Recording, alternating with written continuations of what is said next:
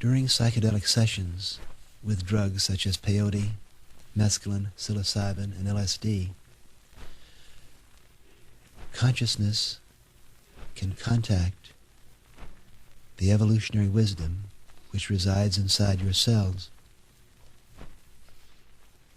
make connection with a living time machine which pulsates inside each cell. During the typical psychedelic drug session, the subject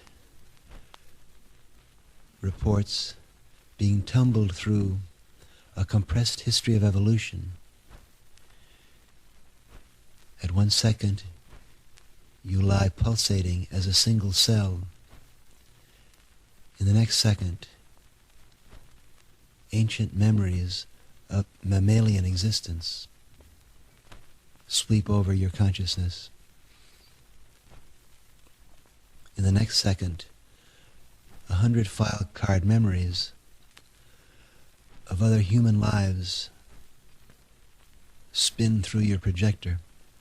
In 1 instant, you are an old man, a young baby, a beautiful woman. Here is an eerie science fiction world, impossible to describe in words. It's as though God has taken you by the hand and led you through the door of sleep, through the door of symbol, through the door of senses, into the heart of his workshop, relentless, timeless tissue machinery, clicking, unfolding, changing, spinning out organic forms, constantly evolving. The most powerful of the psychedelic lenses presently available to us, and the most powerful experience which has been described in human history, is the 5th level of consciousness. The universe of pure energy, vibrations, pulsating rhythms, far older, far more powerful, far wiser than the cell, are those energies, molecular and atomic, which lay at the far outskirts of human awareness. During any 1 second of an LSD session, consciousness can whirl through all 5 levels: sleep, symbol, sense, cell, and soul. 1,000 microscopes, 1,000 telescopes, 1,000 blindfolds, 1,000 symbols spinning through awareness at each instant. The LSD experience cannot be understood as anything but a philosophic confrontation. What is real in this spinning universe of realities, of varying space and time dimensions? And what is the effect of this rocket voyage through the nervous system and the cellular terrain? Terror, reverence, cosmic laughter, awe, ecstasy, but mainly confusion. The average American is no more equipped to confront and understand the energies which reside inside his body than a week-old baby is able to understand and use a computer. You are the week old baby, and the computer is your brain. At the present time, the human race finds itself at a paradoxical evolutionary crossroad. There now exists a plenitude of molecules, psychedelic drugs and chemicals which can dramatically accelerate and expand consciousness. But where is the wisdom and the technical know-how to understand and control these potentialities? My first psychedelic experience occurred in Mexico in 1960. At that time, I was a whiskey-drinking, cigarette-smoking, symbol-addicted psychologist. I ate 7 of the sacred mushrooms of Mexico, and within a half hour was spun into a psychological laboratory 2 billion years old, which laughed at my pretensions at predictive knowledge. Since that time, 6 years ago, I have done almost nothing but attempt to understand and communicate this experience.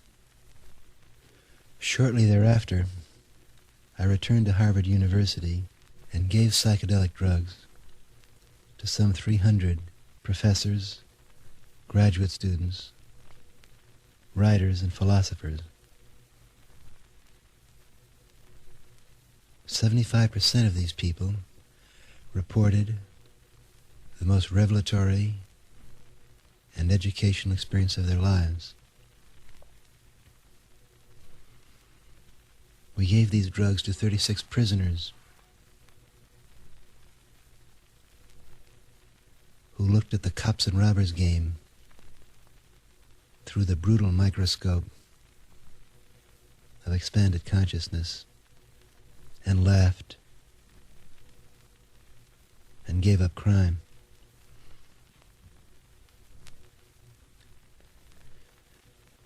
We gave these drugs to over 200 professional religious people, 2/3 of whom reported the deepest religious experience of their lives. But each single case of a person taking LSD, however positive, generated 100 rumors, for the most part negative. Our society, materialistic, technological, symbol addicted,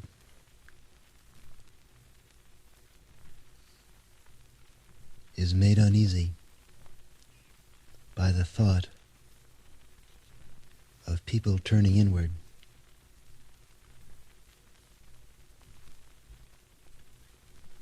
Drugs,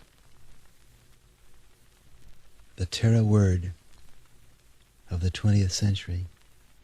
But let's face this issue of drugs bluntly and factually.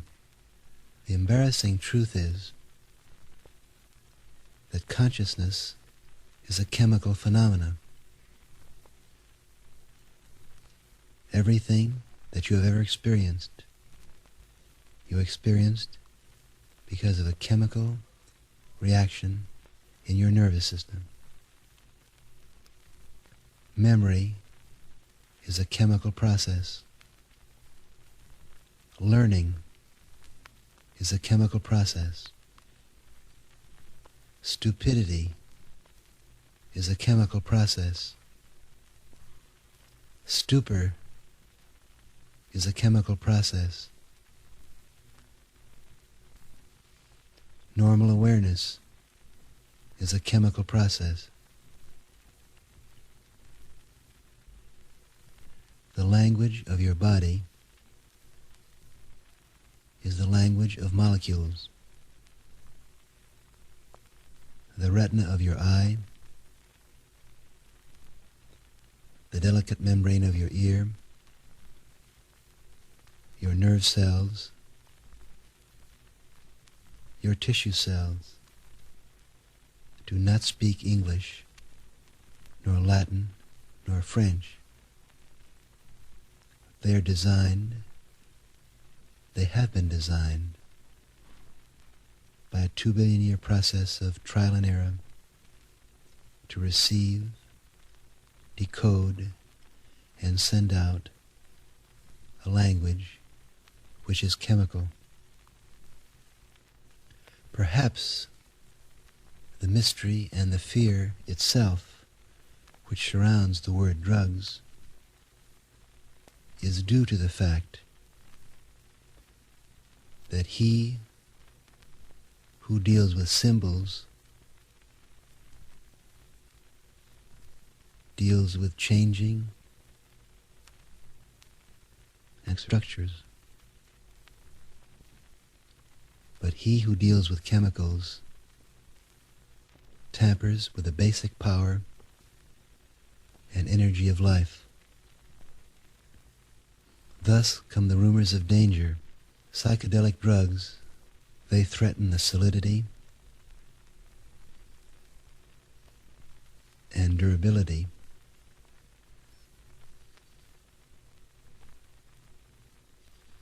of our stereotypes. But that's all they endanger. The facts of the matter are that psychedelic drugs, such as marijuana, peyote, and LSD, are not addictive. It's the blindfolds and the escape drugs that are addictive. Neither do these drugs incite to crime. Heroin and alcohol are the triggers to antisocial behavior. The man with a microscope in his eye may be confused. He may stumble.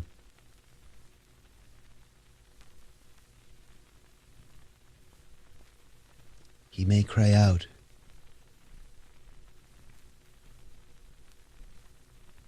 In ecstasy or alarm, but he's got too much going on inside of him to be concerned with pushing other people around. There has never been a case of a marijuana smoker or an LSD taker who has put a whiskey drinker in jail.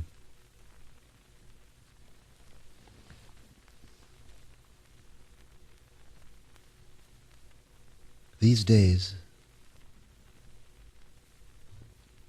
there is an avalanche of publicity about the effects of marijuana and LSD. My advice is don't listen to any of the propaganda, whether it's positive or negative.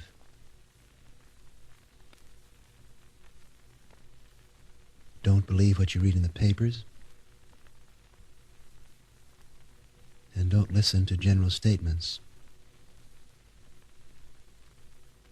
In this time of hysteria and crisis, you must do what men have always done in such times. Listen to your friends